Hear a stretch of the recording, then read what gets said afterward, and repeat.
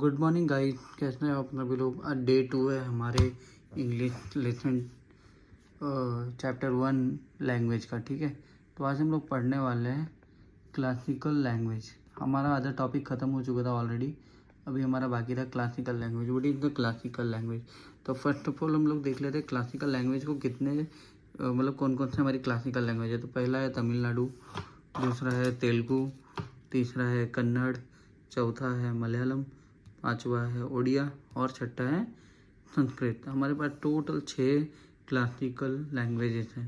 Hindi is not our classical language. अगर कोई पूछे कि हिंदी क्या है, तो हमारी इंडिया का कोई नेशनल लैंग्वेज नहीं है। ठीक है, अगर कोई बोलता है कि हिंदी हमारी राष्ट्रभाषा है, तो दैट इज़ रॉन्ग। आप उन्हें बता देना कि Hindi is not our classical language.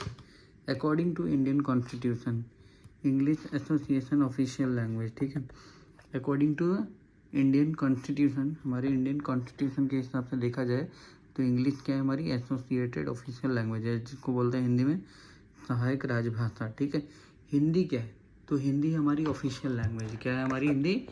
Official language. कोई पूछे तो क्या बोले ना, हमारी हिंदी ऑफिशियल, ठीक है, लैंग्वेज है।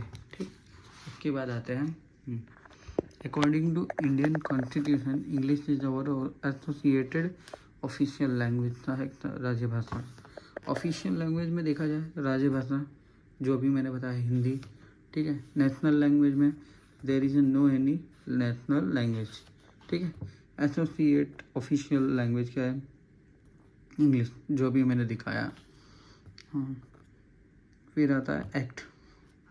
देखा जाए तो इंडिया में ऐसा एक्ट निकाला है ओला, official language act. Official language act जिसके तहत इंग्लिश में कितने लेटर हैं? 26 लेटर्स हैं, और जिसमें 5 वोवेल होते हैं और 21 कॉन्सोनेंट होते हैं। ठीक है, इंग्लिश में और ये टोटल 26 लेटर्स हैं, जिनके टोटल साउंड कितने हैं? 44। साउंड की बात कर रहे हैं। ठीक है, लेटर्स 26 हैं, साउंड कितने हैं? 44। और आता है 20 वोवेल्स होते हैं और 24 कॉन्सोनेंट्स होते हैं। ठीक है, ये नोट्स को अगर और डिटेल में जानना है तो अब फिजिक्स वाला शरद सर मतलब गुप्ता जी, उनके पास जाइए, वो बहुत अच्छी डिटेल्स में आपको दे देंगे। तो मैंने नोट्स बनाई और आपको प्रोवाइड कर रहा हूँ। ठीक है, फिर आता है 44 टोटल लेटर साउंड होते हैं, जिसमें 20 मतलब 5 वोवेल के 20 साउंड्स होते हैं, एक एक कॉन्सोनेंट के 24 साउंड्स होते हैं। ठीक है, टोटल मिला के 44 हुए। हाँ, उसको 2 भागों में बता गया, मोनोथॉर्म्स और डिप्थॉर्म्स। मोनोथॉर्म्स मतलब सिंगल वर्ड वाले, और डिप्थॉर्म्स मतलब जिसमें मिक्स वोवेल के साउंड आते हो। ठीक है, देखा जाए तो ये प्योर वॉइस रहता है इसके लिए। अब आगे हमारी नोट देखते हैं।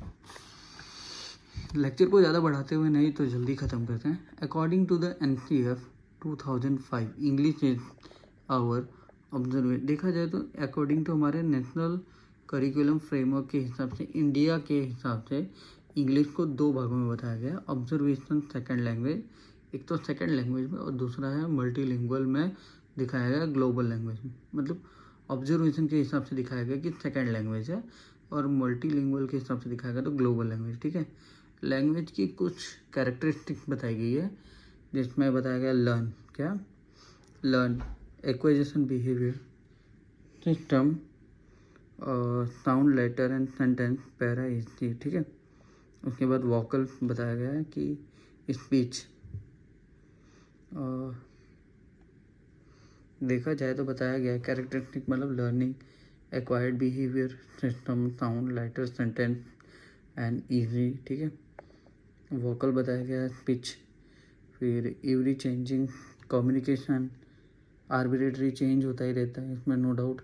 जैसे कि इसमें बताया गया है कि there is no any inherent relationship between language, भाषा एंड जुबान।